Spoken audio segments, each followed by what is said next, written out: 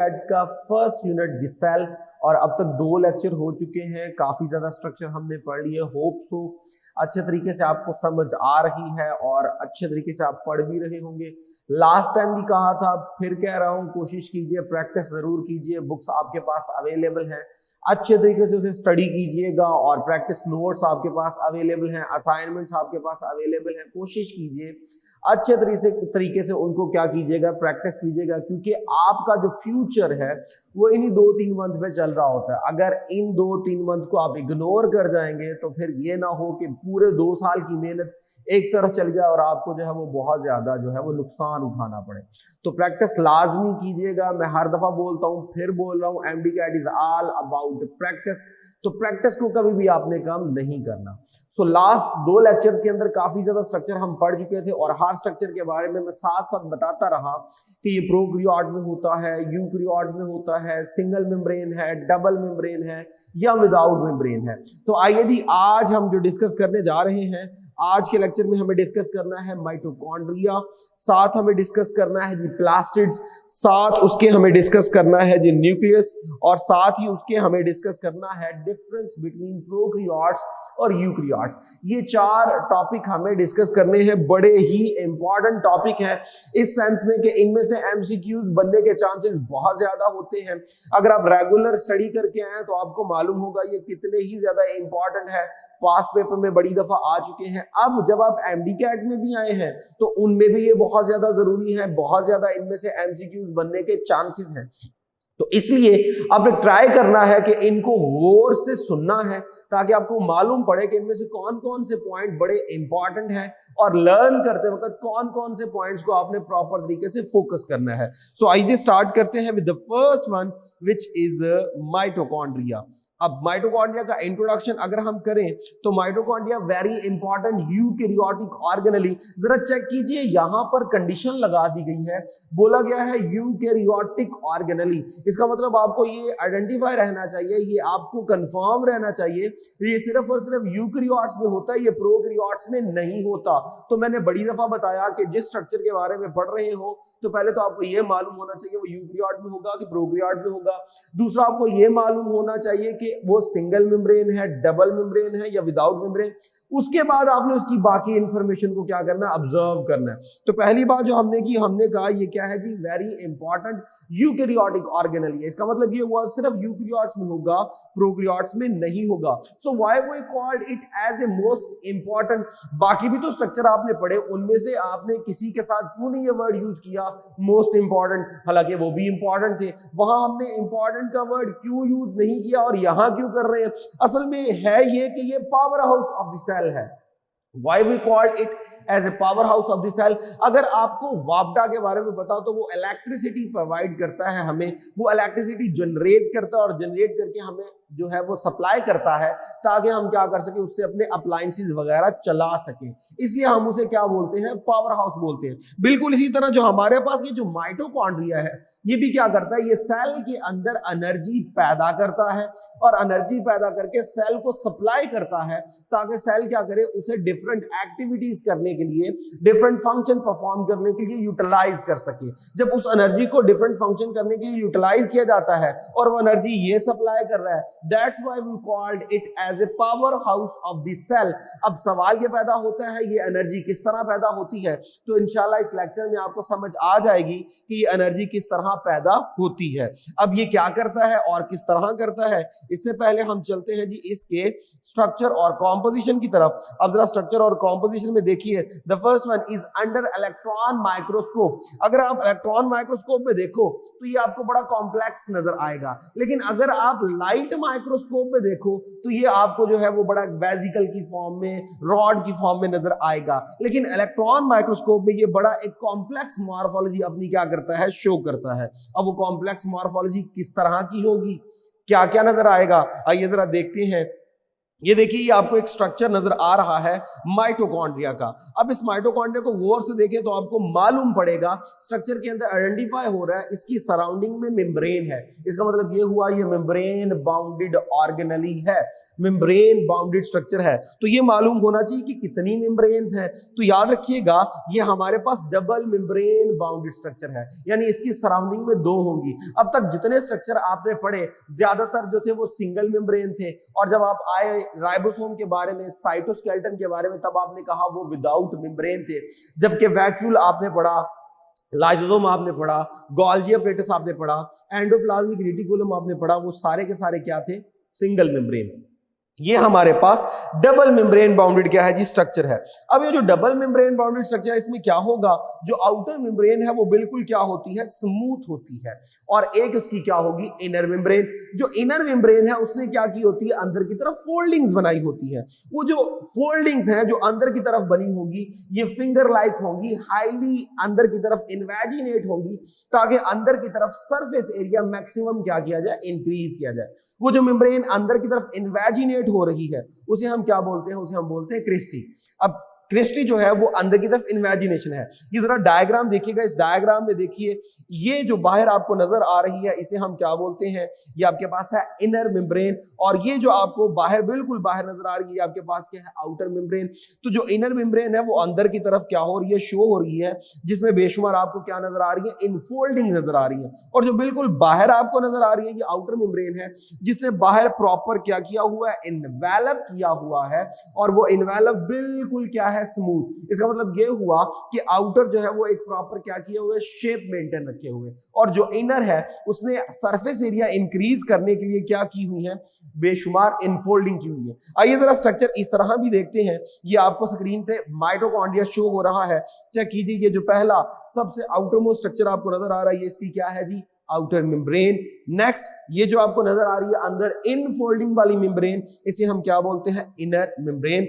Next, ये जो अंदर आपको इनकी इनफोल्डिंग बन रही है, उन इनफोल्डिंग को हम क्या बोलते हैं? क्रिस्टी। नेक्स्ट, अंदर की तरफ जो फ्लूइड है which is the matrix of the mitochondria। अब मैट्रिक्स में क्या क्या होता है? दो इंपॉर्टेंट चीजें यहां पे बता रहा हूं, बाकी आगे जाके बताऊंगा। यहां दो इंपॉर्टेंट चीजें, एक है जी आपके पास डीएनए, और दूसरा जो आपके पास है वो राइबोसोम है। यहां पर एक बात एमसीक्यू के पॉइंट ऑफ व्यू से जो आपको याद रहनी चाहिए वो ये, यहां मैंने बताया राइबोसोम और साथ मैंने बनाया डीएनए। तो डीएनए तो ज्यादातर कहां होता है? क्रोमोसोम के अंदर। यहां भी हमारे पास डीएनए है। Is there any difference between the DNA of the mitochondria and the DNA of the nucleus? Definitely difference है। याद रखना है आपने, डीएनए जो माइटोकॉन्ड्रिया में होता है वो सर्कुलर होता है। ये आपका एमसीक्यू का पॉइंट है, और ये अक्सर बात पूछी जाती है। प्रोकैरियोट का भी डीएनए सर्कुलर होता है, माइटोकॉन्ड्रिया का भी डीएनए सर्कुलर होता है। इस तरह ये प्रोकैरियोटिक रिजेंबलनेस शो कर रहा है। साथ मैंने यहां पे लिखा कि इसमें राइबोसोम्स भी हैं। अब राइबोसोम जो है वो क्या साइटोप्लाज्म के राइबोसोम जैसे ही होते हैं, या आरईआर के राइबोसोम जैसे ही होते हैं? तो याद रखिएगा, जो सेल के आरईआर और साइटोप्लाज्म वाले राइबोसोम होते हैं वो 80S वाले होते हैं, लेकिन माइटोकॉन्ड्रिया के जो राइबोसोम होते हैं वो 70S वाले होते हैं। इसका मतलब ये हुआ कि इसका डीएनए भी डिफरेंट है और इसका राइबोसोम भी डिफरेंट है। तो यहां पे बड़ा इंपॉर्टेंट एमसीक्यू बनता है कि which one of the following character show resemblance with the prokaryotic cell of mitochondria and prokaryotic cell. तो दोनों के दरमियान कौन सा स्ट्रक्चर है जो रिजेंबलनेस शो कर रहा है? और आपसे नीचे वो ऑप्शन दे दे कि जी with respect to plasma membrane. तो प्लाज्मा मेम्ब्रेन से रिजेंबल नहीं होती, क्योंकि वहां पे क्या होता है? कोलेस्ट्रॉल है, और एक में कोलेस्ट्रॉल नहीं होता। सेकंड आपसे पूछ ले जी with respect to cell wall से भी रिजेंबलनेस नहीं हो सकती। एक तरफ पेप्टिडोग्लाइकन है तो एक तरफ क्या है जी? सेलुलोज या काइटिन वगैरह यूकैरियोट के केस में। तीसरा वो आपको पूछ लेता है जी राइबोसोम, और चौथा वो आपको पूछ लेता है जी न्यूक्लियस। तो न्यूक्लियस भी नहीं होता, तो आंसर आपके पास क्या बचता है जी? राइबोसोम। इसी तरह डीएनए से रिलेटेड भी एमसीक्यू बना के पूछा जा सकता है। आइए जी मजीद चलते हैं स्ट्रक्चर में। तो हमने कहा इनर मेम्ब्रेन क्या करती है जी? चैम्बर बना रही है।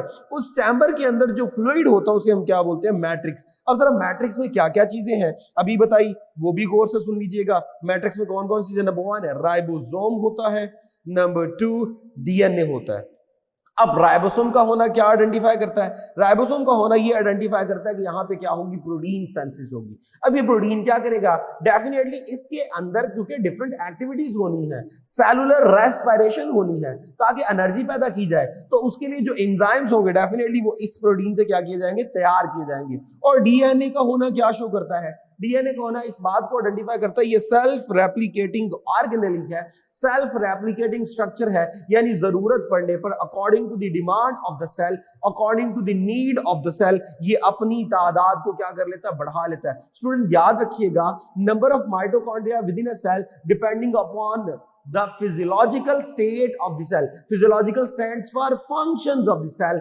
mean अगर एक सेल ऐसा है जो बहुत ज्यादा एक्टिविटीज कर रहा है, सपोज कीजिए मैं बात करता हूं आपके मसल्स के सेल बहुत ज्यादा एक्टिविटी करते हैं, आपके लीवर के सेल बहुत ज्यादा एक्टिविटीज करते हैं, तो उनके एक सेल के अंदर माइटोकॉन्ड्रिया की तादाद भी बहुत ज्यादा होना जरूरी है। तो माइटोकॉन्ड्रिया की तादाद depending upon physiologically state of the cell, यानी कि सेल के फंक्शन पे डिपेंड करता है। जितना ज्यादा वो सेल काम करेगा उतने ज्यादा उसमें क्या होंगे, माइटोकॉन्ड्रिया होंगे, और वो माइटोकॉन्ड्रिया जो है वो क्या करेंगे, एनर्जी देंगे। अब ऊपर हमने बात की कि जी एंजाइम्स बनेंगे। अब वो एंजाइम जो है वो क्या करेंगे, वो एंजाइम डेफिनेटली रेस्पिरेशन करेंगे, सेलुलर रेस्पिरेशन जो मैंने पहले भी बताया था, और उसका लास्ट पार्ट बड़ा इंपॉर्टेंट होता है जिसे आप क्या बोलते हैं, क्रेब्स साइकिल। तो क्रेब्स साइकिल परफॉर्म कर रहा होता है। अगर आप माइटोकॉन्ड्रिया के अंदर जाएं तो माइटोकॉन्ड्रिया जब सेलुलर रेस्पिरेशन परफॉर्म करता है तो वो एरोबिक रेस्पिरेशन परफॉर्म करता है, वो एनएरोबिक रेस्पिरेशन परफॉर्म नहीं करता। और एरोबिक का लास्ट फेज जिसे आप क्रेब्स साइकिल कहते हो वो यहां पे क्या हो रहा होता है, परफॉर्म हो रहा होता है। इसके अलावा मैट्रिक्स में क्या है जी, एंजाइम्स हैं, कोएंजाइम्स है, ऑर्गेनिक और इनऑर्गेनिक सॉल्ट्स हैं। अब यहां पे एक बात मैंने कहा, यहां पे क्या है जी, हमारे पास कोएंजाइम है। तो कौन से कोएंजाइम्स होते हैं, जो मोस्ट फेमिलियर कोएंजाइम है, याद रखिएगा एमसीक्यू का पॉइंट है वो है NADH।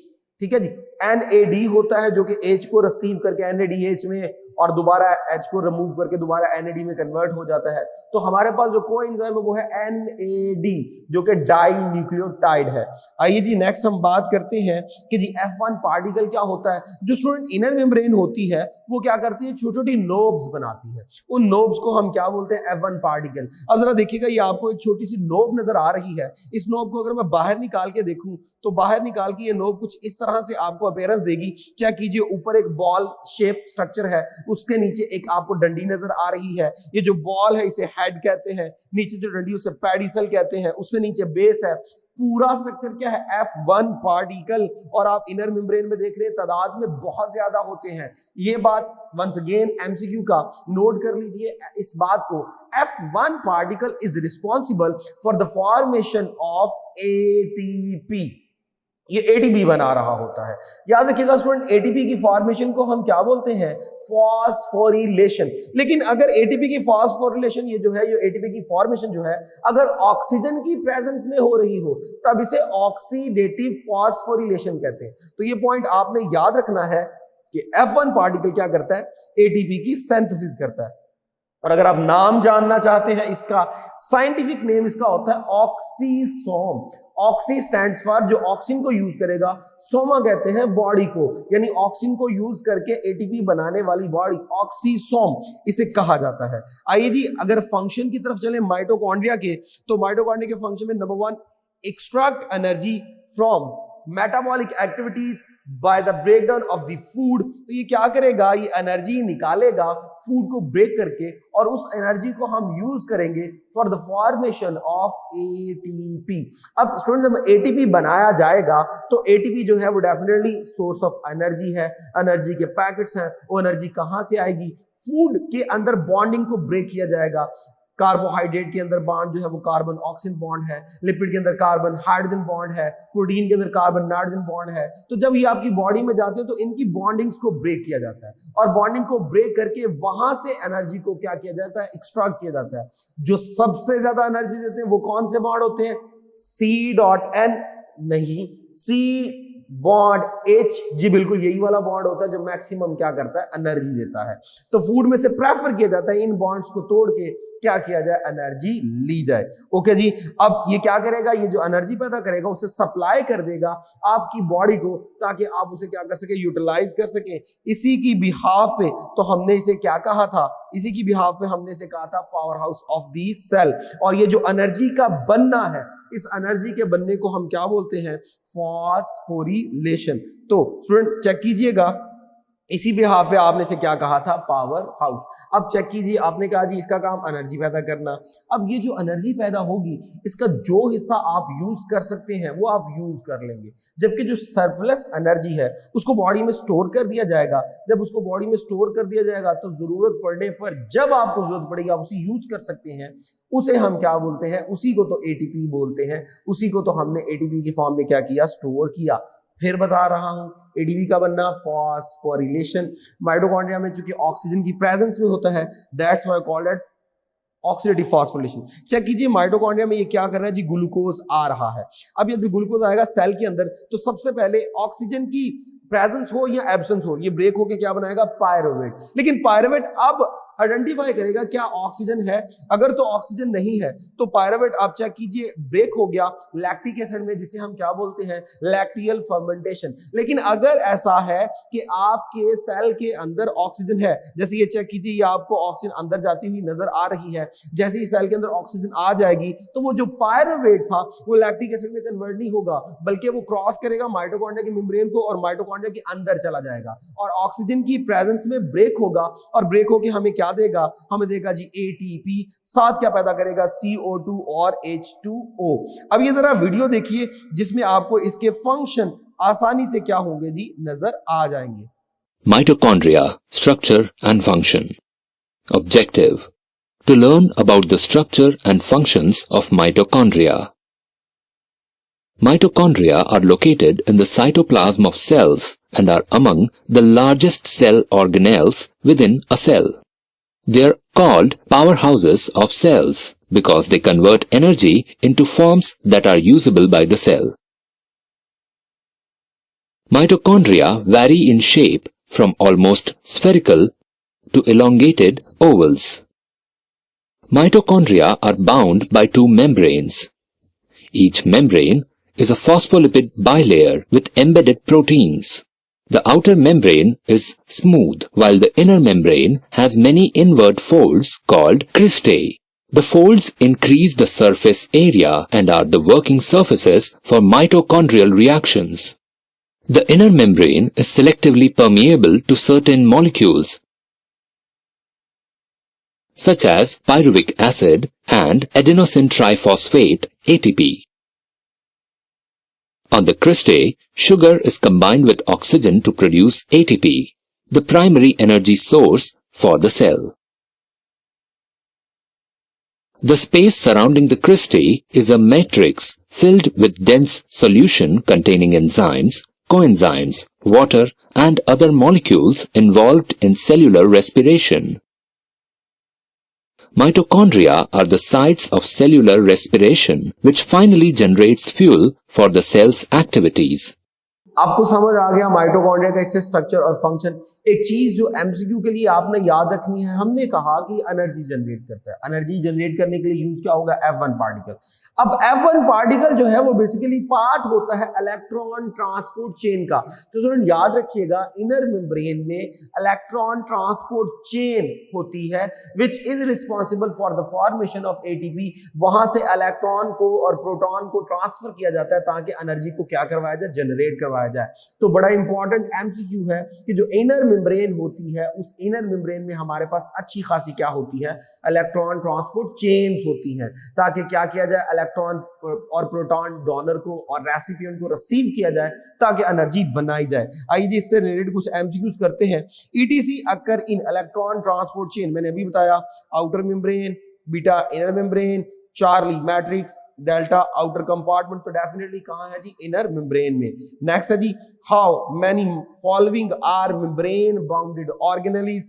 तो आइए जी नीचे है लाइसोसोम, राइबोसोम, माइटोकॉन्ड्रिया, वैक्यूल, तो इनमें से मेम्ब्रेन बाउंडेड बताने हैं। लाइसोसोम मेम्ब्रेन बाउंडेड है, राइबोसोम विदाउट होता है, माइटोकॉन्ड्रिया मेम्ब्रेन बाउंडेड है, वैक्यूल भी मेम्ब्रेन बाउंडेड है। तो तीन आपके पास मेम्ब्रेन बाउंडेड है, तो बीटा इसकी क्या बनेगी जी, ऑप्शन बनेगी। Number of mitochondria depends upon shape of the organism, physiological state of the cell, size of the cell, types of the organism। तो याद रखिएगा physiological state of the cell जो है उस पर डिपेंड कर रहा होता है, जितना वो सेल काम करेगा उतने ज्यादा उसके क्या होंगे, माइटोकॉन्ड्रिया होंगे। Mitochondria perform aerobic respiration, and aerobic respiration, glycolysis, photosynthesis. तो स्टूडेंट ये एरोबिक रेस्पिरेशन कर रहा होता है, इसका जो अल्फा है वो हमारे पास क्या बनेगा, आंसर बनेगा। नेक्स्ट जी, what is the main function of the cristae. तो क्रिस्टी का main function to hold the vesicle form, increase the surface area, increase the density of the organelle, delta all of these। तो याद रखिएगा increase the surface area, इसका काम होता है जितनी ज्यादा क्रिस्टी होंगे उतने ज्यादा यहाँ पे आपके पास क्या होंगे जी, ETC, उतनी ज्यादा एनर्जी बनने के क्या होंगे, चांसेस होंगे। एक और माइटोकॉन्ड्रिया से रिलेटेड MCQ बड़ा इंपॉर्टेंट है, आपसे पूछा जा सकता है, which one of the following is the organelle of the organelle।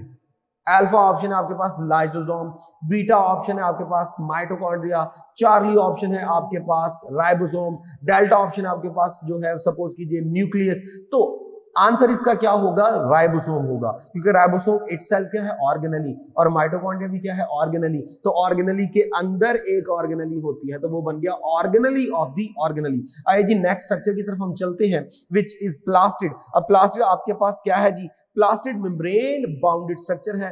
अब माइटोकॉन्ड्रिया भी मेम्ब्रेन था, ये भी आपके पास क्या है, membrane bounded.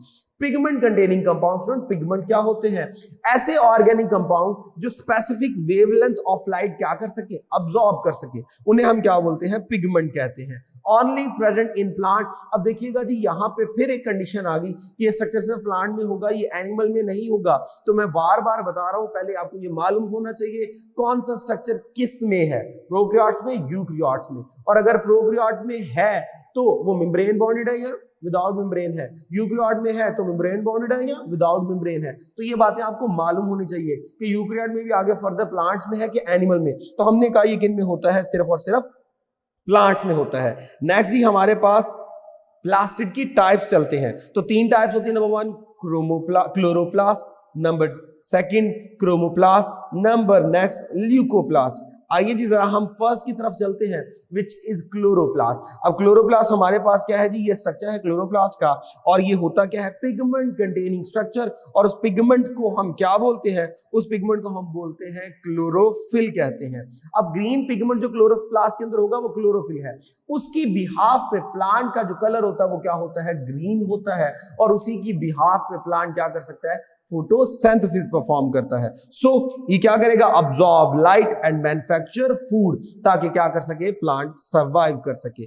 Give green appearance to the plant. अब वो जो ग्रीन कलर का पिगमेंट है जिसे हम क्या बोल रहे हैं, क्लोरोफिल, अब फोटोसिंथेसिस में भी इन्वॉल्व है, और साथ ही साथ वो क्या कर रहा है जी, ग्रीन अपीयरेंस दे रहा है प्लांट को। ये जो प्लांट को आपको ग्रीन नजर आते हैं वो on the behalf of chlorophyll नजर आते हैं। आइए जी क्लोरोप्लास्ट में आगे अगर हम चलें तो क्लोरोप्लास्ट का काम क्या है, क्लोरोप्लास्ट का काम, इसके अंदर ग्रीन पिगमेंट है, ग्रीन पिगमेंट को हम क्या बोलते हैं, क्लोरोफिल, जो कि क्या करेगा, फोटोसिंथेसिस। चेक कीजिए, आपको इस डायग्राम में शो हो रहा है कि फोटोसिंथेसिस के लिए इनको CO2 चाहिए, H2O चाहिए, सनलाइट चाहिए। In the presence of chlorophyll ये क्या करेगा, फोटोसिंथेसिस करेगा। और याद रखिएगा क्लोरोफिल क्या है, एक ऑर्गेनिक कंपाउंड है जो कि फोटोसिंथेसिस करता है। ओके जी नेक्स्ट, अगर हम कंपैरिजन करें किस किस का, एक तरफ हमारे पास है हीमोग्लोबिन और दूसरी तरफ हमारे पास है हमारा क्या, क्लोरोफिल। इन दोनों का कंपैरिजन किए तो ऑक्सीजन को कैरी करके लेके जाना और कार्बन डाइऑक्साइड को कैरी करके लेके आना, ये काम होता है हीमोग्लोबिन का।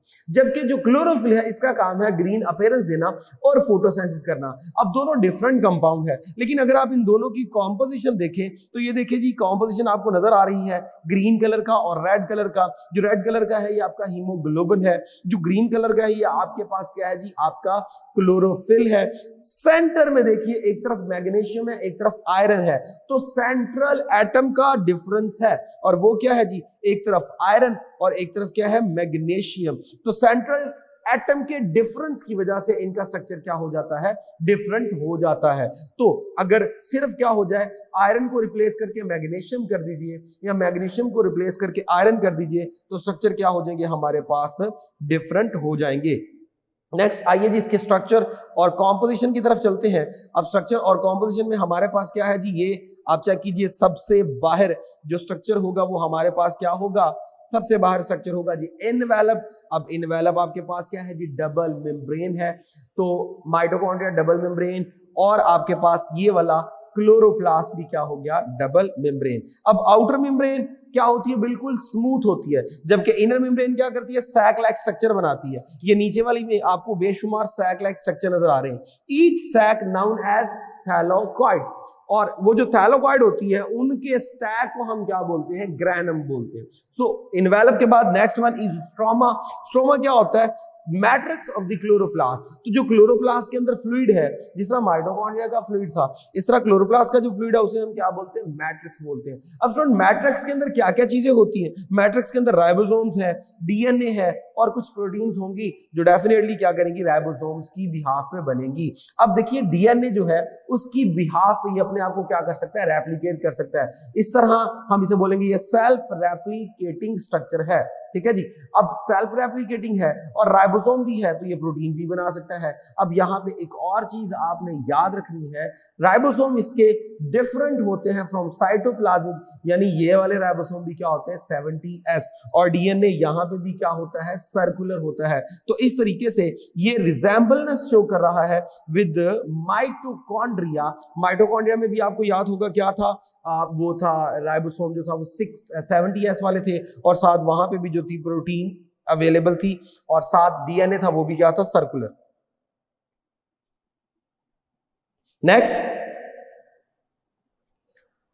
तो सम प्रोटीन सिंथेसिस हियर, ये पहले भी बात कर दी हमने, क्योंकि डेफिनेटली राइबोसोम्स होंगे तो उनकी बिहाफ पे क्या होगी, प्रोटीन बनेगी। Next, site where CO2 is fixed to manufacture food. तो ये वो साइट होती है जहां पे CO2 को फिक्स किया जाता है। याद रखिएगा स्टूडेंट, हमारे पास जो थे वो फोटोसिंथेसिस के दो पार्ट थे, एक को आप बोलते थे लाइट रिएक्शन, और एक को क्या आप बोलते हैं आप, डार्क रिएक्शन। जो हमारे पास लाइट रिएक्शन होता है, याद रखिएगा ये वो रिएक्शन होता है जिसमें जो है वो फोटोलाइसिस होती है, बनी पानी को ब्रेक किया जाता है और साथ एटीपी बनाया जाता है। तो एटीपी यहाँ फोटोसिंथेसिस में भी बन रहा है, एटीपी माइटोकॉन्ड्रिया में भी बन रहा था। एटीपी का बनना फॉस्फोरिलेशन, वहां पे भी एटीपी बन रहा था, वो भी क्या था, फॉस्फोरिलेशन। तो डिफरेंस क्या है, याद रखिएगा, जब यहाँ पे फॉस्फोरिलेशन हो रही है तो वो होगी आपके पास क्या, वो होगी फोटोफॉस्फोरिलेशन, लेकिन जब वहां हो रही है तो उसे आपने क्या कहा था, ऑक्सीडेटिव फॉस्फोरिलेशन। तो ये पॉइंट आपको याद रहने चाहिए। तो खैर मैंने बताया लाइट रिएक्शन होता है और एक डार्क रिएक्शन होता है। सो लाइट रिएक्शन आपका थैलोकॉइड मेम्ब्रेन्स पर होता है, ये आपका एमसीक्यू का पॉइंट है। और जो आपका डार्क रिएक्शन है जिसे आप कैल्विन साइकिल कहते हैं, वो आपका कहां होता है जी, स्ट्रोमा में होता है। तो स्ट्रोमा इन्वॉल्व है फॉर डार्क रिएक्शन, जिसे आपने कैल्विन साइकिल भी किसी जमाने में पढ़ा था। अब नेक्स्ट जी हमारे पास स्ट्रक्चर एंड कॉम्पोजिशन। अब स्ट्रक्चर और कॉम्पोजिशन में हम चलते हैं, तो स्ट्रक्चर और कॉम्पोजिशन में मजीद हमारे पास स्ट्रक्चर मैंने आपको बता दिया जो था, इनवेलप बता दिया, और दूसरा मैंने स्ट्रक्चर आपको बता दिया वो क्या था, इसका स्ट्रोमा। सो नेक्स्ट स्ट्रक्चर है हमारे पास थैलोकॉइड। जरा चेक कीजिए, आपको थैलोकॉइड नजर आ रहा है, ये जो एक सैक है, इस एक सैक को हम क्या बोलते हैं, थैलोकॉइड बोलते हैं। अब इस थैलोकॉइड के अंदर ये जो आपको कई थैलोकॉइड के स्टैक नजर आ रहे हैं, ढेर नजर आ रहे हैं। अब एक ढेर को हम क्या बोलते हैं, एक ढेर को हम बोलते हैं ग्रेना। और ये है क्या, बेसिकली फ्लैटेंड वेसिकल्स होते हैं, कंटेन क्लोरोफिल, और जब कंट्रोल क्लोरोफिल है तो इसकी बिहाफ पे ये क्या करेंगे, फोटोसिंथेसिस, और फोटोसिंथेसिस का भी कौन सा हिस्सा, लाइट रिएक्शन। और जब इनका एक स्टैक बन जाता है तो स्टैक को हम क्या बोलते हैं, ग्रेना। और ग्रेना आपस में जब इंटरलिंक होते हैं तो उसे हम क्या बोलते हैं, इंटरग्रेना। याद रखिएगा जो इंटरग्रेना होता है वो नॉन ग्रीन होता है, इसमें क्लोरोफिल नहीं होता। तो ये पॉइंट आपको याद रहना चाहिए। नेक्स्ट बात करते हैं हम जी फंक्शंस की। तो फंक्शन में इसका काम पहले भी बताया, गिव ग्रीन अपीयरेंस, ताकि क्या हो सके, प्लांट जो है वो ग्रीन नजर आए। और फोटोसेंसिस, लाइट डेफिनेटली लाइट को ऑब्जॉर्ब करेगा और क्या करेगा, फोटोसेंसिस करेगा और साथ एटीपी बनाएगा। और एटीपी का बनना यहाँ पे क्या कहलाता है, वो है जी आपके पास फोटोफॉस्फोरिलेशन। नेक्स्ट आते हैं जी हम क्रोमोप्लास्ट की तरफ। अब क्रोमोप्लास्ट हमारे पास ये स्ट्रक्चर है, ये भी आपके पास जो है वो क्या है, डबल मेम्ब्रेन बाउंडेड। और the impart colour to the plant other than green, तो जो ग्रीन कलर है पौधे का वो तो है on the behalf of chlorophyll, लेकिन ग्रीन के अलावा जो दूसरे कलर है, मिसाल के तौर पे जब फ्रूट रिप हो गया उसका डिफरेंट कलर होता है, ग्रीन नहीं होता। या आपके पास जो फ्लावर्स की पैटर्न्स होती हैं उनका कलर जो है वो डिफरेंट होता है, वो होता है on the behalf of chromoplast. और क्रोमोप्लास्ट का फंक्शन हमारे पास क्या होता है, ये पॉलिनेशन में हेल्प करता है। चेक कीजिए नीचे आपको जो है वो पॉलिनेशन होती नजर आ रही है कि एक प्लांट के पोलन ग्रेन्स का ट्रांसफर करना टुवर्ड्स द नेक्स्ट वन, ये आपके पास क्या कहलाता है, pollination. Last one is leucoplast. अब स्टूडेंट ल्यूकोप्लास्ट क्या है, ल्यूकोप्लास्ट ये आपको स्ट्रक्चर नजर आ रहा होगा, दे आर कलरलेस। तो प्लास्टिड के अंदर क्लोरोप्लास्ट और क्रोमोप्लास्ट इन दो में पिगमेंट होते हैं, जबकि इसमें पिगमेंट नहीं होता। तो ये क्या है, they are triangular shape food in underground part of the plant. तो ये फूड को स्टोर करते हैं और ज्यादातर क्या होते हैं, अंडरग्राउंड पार्ट्स में। और वो अंडरग्राउंड पार्ट्स कौन से होते हैं हमारे पास, वो अंडरग्राउंड पार्ट हमारे पास होते हैं रूट्स वगैरह, वहां पे ये क्या कर रहा होता है, फूड वगैरह को स्टोर कर रहा होता है। ओके जी, अब जरा इससे रिलेटेड कुछ एमसीक्यूज करते हैं। How many thylakoid membranes are present in one granum? तो अल्फा है जी 30, बीटा है जी 40, चार्ली है जी 50, डेल्टा है जी 100। तो याद रखिएगा 100 जो वो 50 जो है वो होती है चार्ली, ऑप्शन इसकी एक्यूरेट है। 50 से 60 तादाद होती है। Next, central atom on haemoglobin that while in chlorophyll is it is. So alpha है जी कैल्शियम एंड सोडियम, बीटा है G magnesium and iron, Charlie है जी आयरन एंड मैग्नीशियम, डेल्टा है जी आयरन एंड कैल्शियम। तो याद रखिएगा हीमोग्लोबिन पहले है तो आयरन आएगा, क्लोरोफिल बाद में है तो मैग्नीशियम आएगा, तो चार्ली ऑप्शन बनती है। Which help in pollination? तो क्लोरोप्लास्ट, क्रोमोप्लास्ट, ल्यूकोप्लास्ट, क्लोरोफिल। तो हमारे पास जो है वो क्रोमोप्लास्ट क्या करता है, पॉलिनेशन में हेल्प करता है। Similarities between mitochondria and chloroplast, दोनों के दरमियान सिमिलैरिटीज बतानी है। The first one is both are double membrane. Next है जी beta circular DNA, charlie ribosome present 70s वाले। ऑल ऑफ दीज, तो ऑल ऑफ दीज है क्योंकि दोनों डबल मेम्ब्रेन है, दोनों में सर्कुलर डीएनए है, दोनों में 70s वाले राइबोसोम है, तो ऑल ऑफ दीज बनता है। नेक्स्ट है जी इसकी न्यूक्लियस का स्ट्रक्चर। अब न्यूक्लियस स्ट्रक्चर में हम इसके इंट्रोडक्शन और डिस्कवरी की तरफ चलते हैं। तो इंट्रोडक्शन और डिस्कवरी में याद रखिएगा रॉबर्ट ब्राउन ने फर्स्ट टाइम इसको आइडेंटिफाई किया था 1931 में, और ये बिल्कुल सेल के क्या होता है, सेंटर में लाई कर रहा होता है और बड़ा ही इंपॉर्टेंट स्ट्रक्चर है। ये जो है हम ऑब्जर्व कब कर सकते हैं, याद रखिएगा कि जब सेल जो है वो नॉन डिवाइडिंग स्टेज में होता है तब आप इसे ऑब्जर्व कर सकते हैं, लेकिन जब सेल डिवाइडिंग स्टेज में होता है तब आप इसे ऑब्जर्व नहीं कर सकते, क्योंकि तब न्यूक्लियर एनवेलप जो है वो डिसऑर्गेनाइज हो जाती है और सेल डिवाइड होना शुरू हो जाता है। अगर तो बॉडी में एक न्यूक्लियस है तो उसे आप क्या बोलोगे, मोनोन्यूक्लिएट। लेकिन अगर दो न्यूक्लियस है तो आप उसे बोलोगे बाइन्यूक्लिएट, और अगर कहीं है तो तब आप इसे क्या बोलोगे, मल्टी न्यूक्लिएट। आप नॉर्मल सेल जो होते हैं हमारे वो आपके पास क्या होते हैं, मोनोन्यूक्लिएट। बाई न्यूक्लिएट, स्पोर का जो एक सेल होता है वो बाई न्यूक्लिएट होता है। और मल्टी न्यूक्लिएट तो आपका जो स्केलेटल मसल है वो एग्जाम्पल है आपके पास किसकी, मल्टी न्यूक्लिएट की। अगर हम लोकेशन की बात करें तो एनिमल सेल में तो ये बिल्कुल सेंटर में होता है, जबकि प्लांट के अंदर अगर आप देखें तो प्लांट का सेल बहुत बड़ा होता है। उस बहुत बड़े सेल के अंदर प्रॉब्लम ये होती है कि वैक्यूल बहुत बड़ा है। उस बहुत बड़े वैक्यूल होने की वजह से न्यूक्लियस जो है वो एक साइड पे क्या होता है, पड़ा होता है। तो इस वजह से प्लांट में तो ये एक सेंटर पे हो, एक साइड पे होगा, जबकि एनिमल में ये बिल्कुल क्या होता है जी, सेंटर में पड़ा होता है। आइए जी नेक्स्ट इसके कंपोनेंट्स की तरफ चलते हैं। कंपोनेंट में first one is nuclear envelope. अब न्यूक्लियर एनवेलप क्या है जी, डबल मेम्ब्रेन है। तो mitochondria double membrane, chloroplast double membrane, और यहाँ पे जो हम डिस्कस करने जा रहे हैं आपके पास ये न्यूक्लियस, ये भी आपके पास क्या है, डबल मेम्ब्रेन है। तो मेम्ब्रेन को हम क्या बोलते हैं, न्यूक्लियर एनवेलप डबल मेम्ब्रेन है। जो आउटर मेम्ब्रेन होगी वो क्या करेगी, साइटोप्लाज्म की तरफ होगी। जो इनर मेम्ब्रेन होगी वो क्या करेगी, वो न्यूक्लियस के कंटेंट को प्रिजर्व कर रही होगी, और जो आउटर जो होगी वो लिंक होगी विद ईआर, एंडोप्लाज्मिक रेटिकुलम, और जो अंदर वाली है मैंने कहा वो क्या कर रही है, कंटेंट को प्रिजर्व कर रही है। तो अगर आप ये डायग्राम देखिए तो आपको ईआर से कनेक्शन भी नजर आ रहा है और इसकी डबल मेम्ब्रेन भी क्या हो रही है, नजर आ रही है। नेक्स्ट है हमारे पास न्यूक्लियर पोर। तो जरा डायग्राम देखिए, जहां पे दोनों मेम्ब्रेन्स अटैच होती हैं वहां पे क्या होता है, छोटे छोटे पोर्स बनते हैं। इन छोटे छोटे पोर्स को हम क्या बोलते हैं, न्यूक्लियर पोर। कोई भी कंटेंट न्यूक्लियस के अंदर से बाहर आना है या बाहर से अंदर आना है, कौन सा कंटेंट अंदर से बाहर या बाहर से अंदर आ सकता है। याद रखिएगा डीएनए अंदर था, तो जब एमआरएनए बनता है तो वो अंदर से बाहर जाता है, तो वो जो है वो इन्हीं सुराखों से होके जाता है। और ये सुराख जो है ये प्रॉपर तरीके से क्या कर सकते हैं, ये बंद भी होते हैं और खुल भी सकते हैं। आपको याद होगा मैंने कहा था जो प्रोटीन्स होती है मेम्ब्रेन की वो दो तरह की थी, एक चैनल्स प्रोटीन, एक कैरियर प्रोटीन। तो स्टूडेंट यहाँ पे कैरियर प्रोटीन होती है, कोई चीज अटैच होती है रिसेप्टर पे तब ये खुल जाते हैं गेट, और जब चीज नहीं होती तब ये अपने आप को क्या रखते हैं, बंद रखते हैं। नेक्स्ट, राइबोसोम अंदर से बन के बाहर आते हैं, न्यूक्लियोलस बना रहा होता है, तो अंदर से जब वो बाहर आते हैं तब भी वो क्या कर रहे होते हैं, इन्हीं सुराखों को यूज कर रहे होते हैं।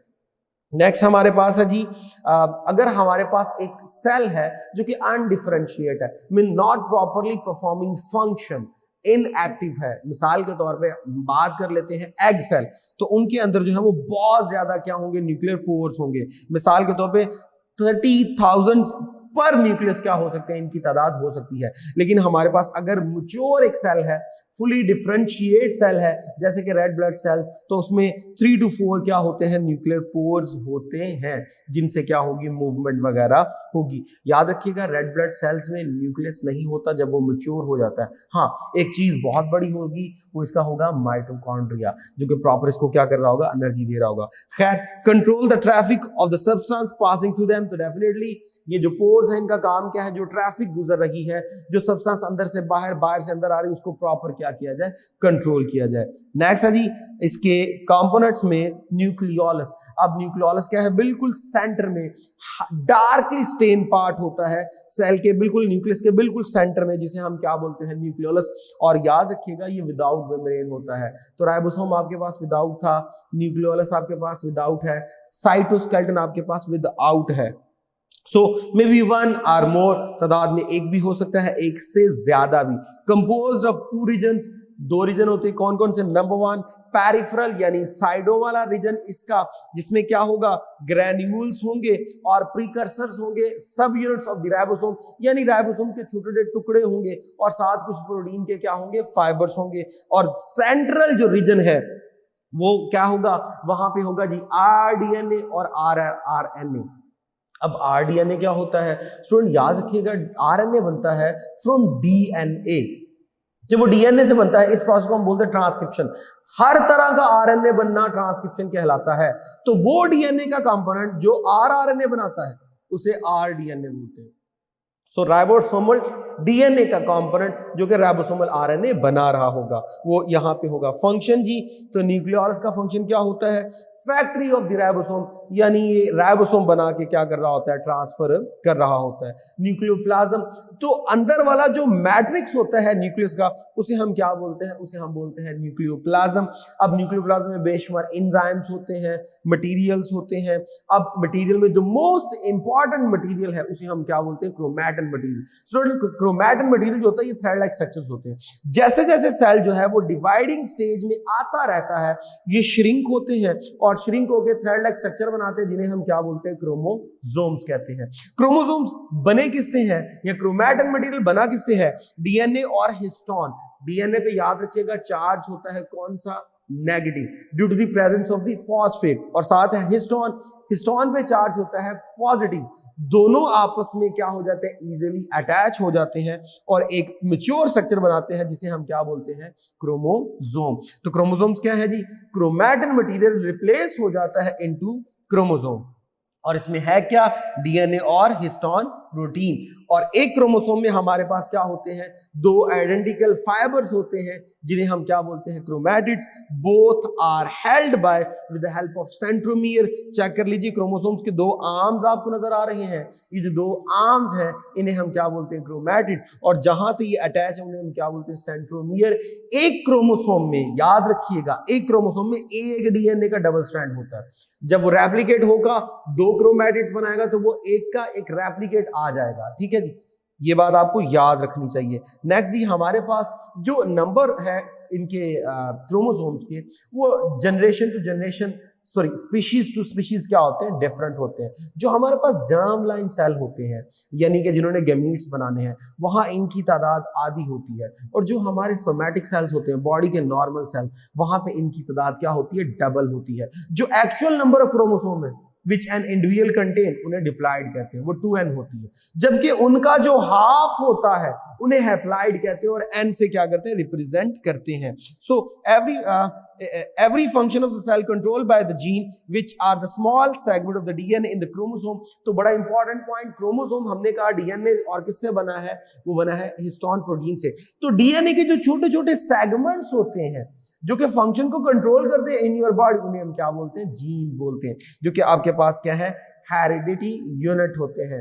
अब नंबर ऑफ क्रोमोसोम हर एक जनरेशन में कांस्टेंट मैं बता चुका हूं, डिप्लॉइड हैप्लॉइड बता चुका हूं। जरा नंबर याद रखिएगा, फ्रॉग में 26, हाफ कितने, 13, और पेयर भी कितने, 13।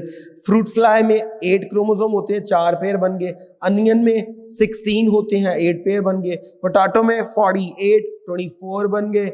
गार्डन पी में 14, कितने बन गए, 7। और with respect to human 46 chromosome, और पेयर कितने बन गए, 23 बन गए।